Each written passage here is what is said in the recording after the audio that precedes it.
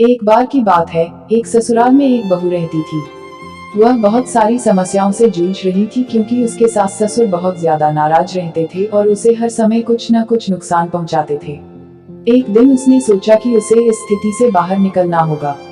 उसने अपने ससुर से बात करने का फैसला किया और उनसे माफी मांगने का फैसला किया।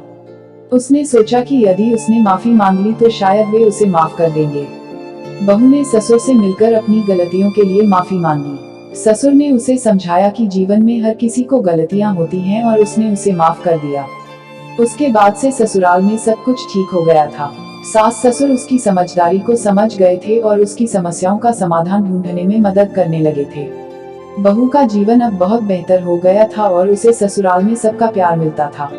इस तरह बहू ने एक अहम सीख सीखी कि वह जीवन में हर मुश्किल से निपटने के लिए आगे बढ़ सकती है अगर वह उस समस्या का सामना करने के लिए सक्षम हो और उसे समाधान खोजने के लिए निरंतर प्रयास करती रहे। इस तरह बहू ने अपनी स्थिति सुधारी और ससुराल में अपनी जगह बनाई।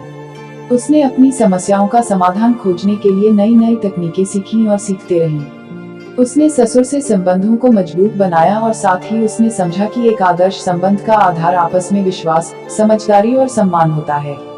इस तरह बहू ने अपनी समस्याओं से निपटना सीखा और अपने जीवन में खुशहाली प्राप्त की। यह उन सभी महिलाओं के लिए एक उदाहरण है जो अपने ससुराल में रहती हैं और अपनी स्थिति सुधारना चाहती हैं। इसके अलावा यह एक संदेश भी है कि हमें अपनी समस्याओं का सामना करने के लिए हिम्मत रखनी चाहिए और उन्हें हल करने के लिए निरंतर प्रयास करना चाहिए। इस कहानी से हमें यह भी सीख मिलती है कि ससुराल में रहना भी एक कला है और इसमें सफलता प्राप्त करने के लिए हमें समझदार, उदार और धीरे से अपनी जगह बनानी चाहिए।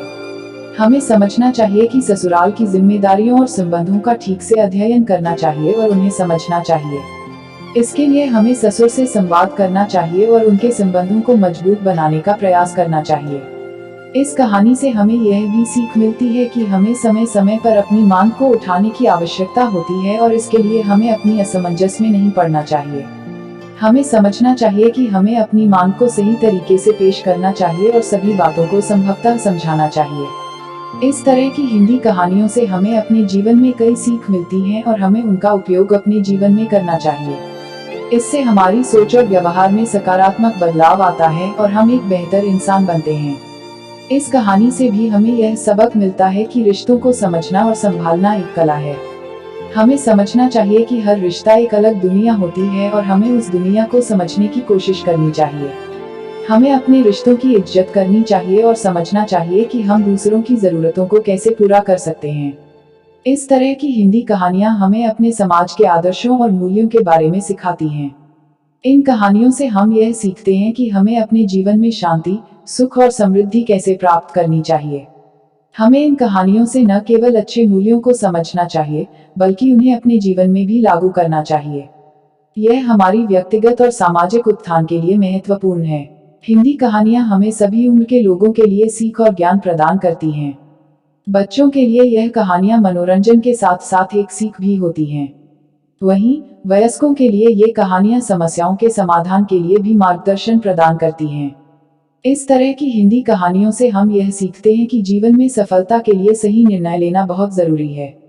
इन कहानियों से हम यह भी सीखते हैं कि जीवन में हमें व्यावहारिकता और नैतिकता बरतनी चाहिए। इन कहानियों से हम अपने जीवन को बेहतर बनाने के लिए सकारात्मक रूप से सोचना शुरू करते हैं। इसलिए हमें इन कहानियों को ध्यान से सुनना और पढ़ना चाहिए, ताकि हम अपने जीवन में एक स्वस्थ, समृद्ध और सफल भविष्य की दिशा में आगे बढ़ सकें।